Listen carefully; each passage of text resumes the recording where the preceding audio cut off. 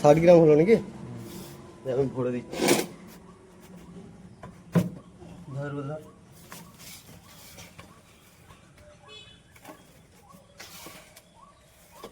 এটা সরিষা খোল নাকি?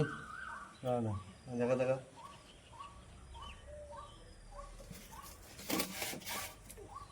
এক কেজি কিনবে বেশি বুঝলি? 1200 আরো কম।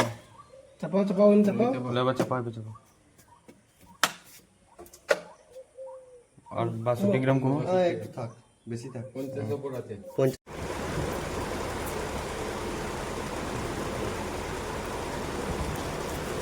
সরি, এখানে 50 গ্রাম রসুন আছে। আর ওইদিকে তো খোলটা আপনাদেরকে, এগুলো টুকরো টুকরো করে কেটে নেওয়ার পর এরপরে ডাস্ট করব।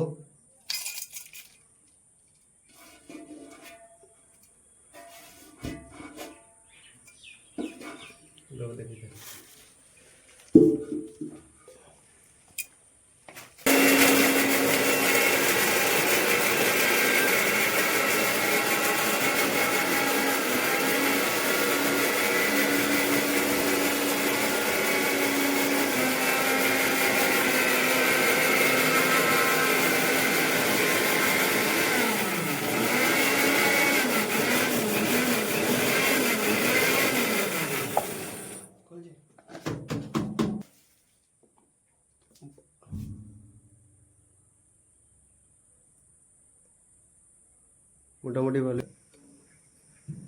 তো এখানে রসুনটাকে ভালোভাবে, মোটামুটি জল না দিয়ে, ঠিক আছে? জল দিলে সেক্ষেত্রে একটু প্রবলেম হতে পারে, কারণ আর ঘিয়ের যে ফ্লেভারটা সেটাও নষ্ট হয়। তো সেক্ষেত্রে আপনাদেরকে বলবো জল দেবেন না, জল না দিয়ে এটাকে এইভাবে ঠিক কুচি কুচি করে নেবেন।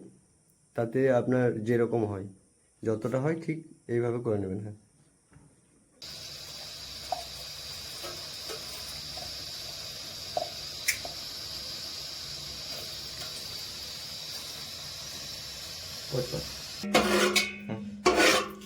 ঘিটা 100 থেকে 150 গ্রাম ব্যবহার করবেন। অবশ্যই যেন সেটা বাড়ির ঘি হয়। কোয়ালিটি যেন ভালো হয়। হ্যাঁ, কোয়ালিটি যেন ভালো হয়। হ্যাঁ,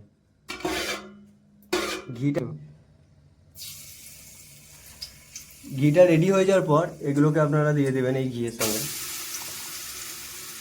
এই 50 থেকে 60 গ্রাম যে রসুন আছে সেই রসুনটাকে এটার সঙ্গে দিয়ে দেবেন, এবং যতক্ষণ না লালচে ভাব আসছে এগুলোকে আস্তে আস্তে নাড়তে থাকবেন।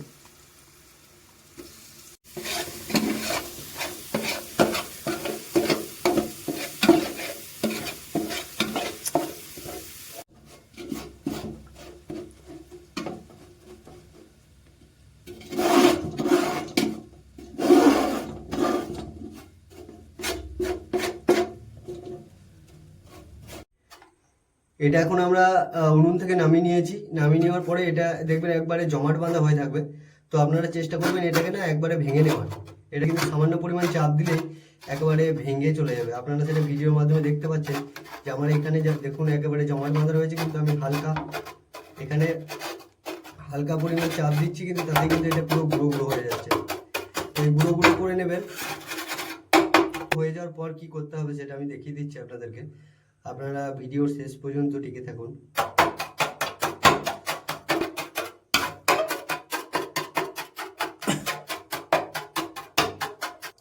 কিরকম হয়েছে আপনারা দেখতেই পাচ্ছেন, একেবারে ছোট ছোট গুঁড়ো গুঁড়ো হয়ে গেছে। একেবারে ছোট ছোট গুঁড়ো গুঁড়ো হয়ে গেছে কিন্তু সবটাই।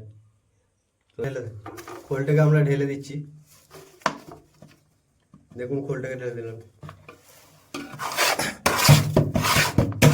এবং খোলটাকে ঢেলে দেওয়ার পর এটাকে কিন্তু সঙ্গে সঙ্গে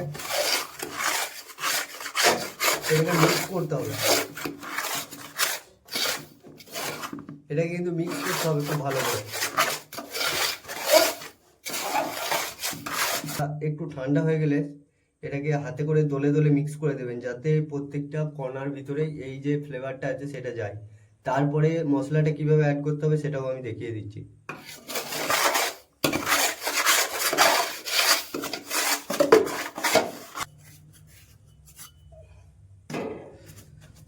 দেখুন এরকম অবস্থায় আছে। এখন এটাকে ভালো করে মিক্স করে দেবো, তারপর যে সাদা সাদা ভাবগুলো আছে সেগুলো কিন্তু উড়ে যাবে।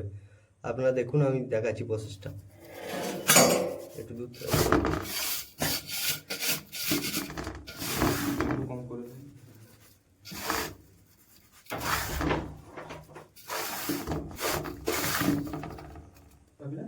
এই দেখুন এই অবস্থায় আছে।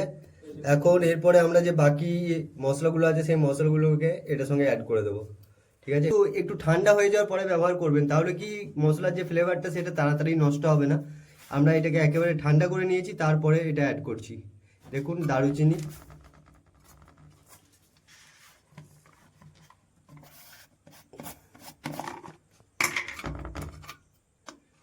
আপনারা দরকার পড়লে আপনাদের যে ভাগ মাপের যে জায়গাটা সেটা দিয়ে আগে মেপে নেবেন ভালো করে, ঠিক আছে? এটা আমার একেবারে 15 গ্রামের মতো আছে।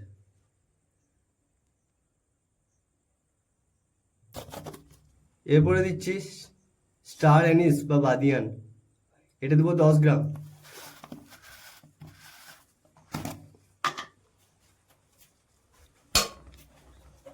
এটা 10 গ্রাম। দেখুন এটা কিন্তু পুরোপুরি নয়, একেবারে 10 গ্রাম দিচ্ছি। পরে দিচ্ছি ছোট এলাচ। ছোট এলাচ দেবেন 5 থেকে 10 গ্রাম, 10 গ্রামের বেশি কিন্তু নয়। দেখুন এখানে এক্ষেত্রে চামচটা ছোট আছে, 5 গ্রাম। এটা দিলাম 5 গ্রাম। এরপরে দিচ্ছি জয়িত্রী। জয়িত্রী এটার পরিমাণ এটা দেবেন 15 গ্রাম। জয়িত্রী দেবেন 15 গ্রাম। আবার সেই বড় চামচটা ইউজ করছি, একেবারে মাথায় মাথায় জয়িত্রী 15 গ্রাম।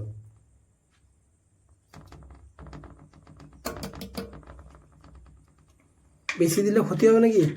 না, বেশি দিলেও অসুবিধা নেই, শুধুমাত্র এলাচটা একটু বেশি দিলে অসুবিধা আছে। এটা বেশি দিলে অসুবিধা আছে, 5 গ্রামের বেশি দেবেন না। এই দেখুন আমার 10 গ্রামের চামচ, অর্ধেকটা পরিমাণ দিচ্ছি। দেখে নিন কতটা পরিমাণ দিয়ে দিলাম। তাহলে সবগুলো মশলাই দেওয়া হয়ে গেল। এরপর আমরা এটাকে মিক্স করবো ভালো করে। সমস্ত রকম মশলা দেবেন। সমস্ত রকম মশলা অ্যাড করা হয়ে গেল। আবার বলে দিই কী কী লাগলো। 1 কিলো পরিমাণ সরিষার খোল, সেটাকে কিভাবে ডাস্ট করতে হয় এবং কিভাবে গুঁড়ো করতে হয় তার রেসিপি আর প্রসেস কিন্তু আমরা ফেসবুকের মাধ্যমে দেখিয়ে দিয়েছি। তারপরে লাগবে 200 গ্রামের মতো বাড়ির ঘি, যেটাকে গাওয়া ঘি বলা হয়, কোয়ালিটি যেন একেবারে ফ্রেশ হয়। তার মশলাগুলো আবার আমি একবার বলে দিচ্ছি। এলাচ লাগবে, স্টার অ্যানিস লাগবে, জায়ফল লাগবে, জয়িত্রী লাগবে, দারুচিনি লাগবে, আর লাগবে আপনার বাদিয়ান বা স্টার ফুল, আর দারুচিনি লাগবে। তো চলো এবার আমরা এটাকে মিক্স করছি।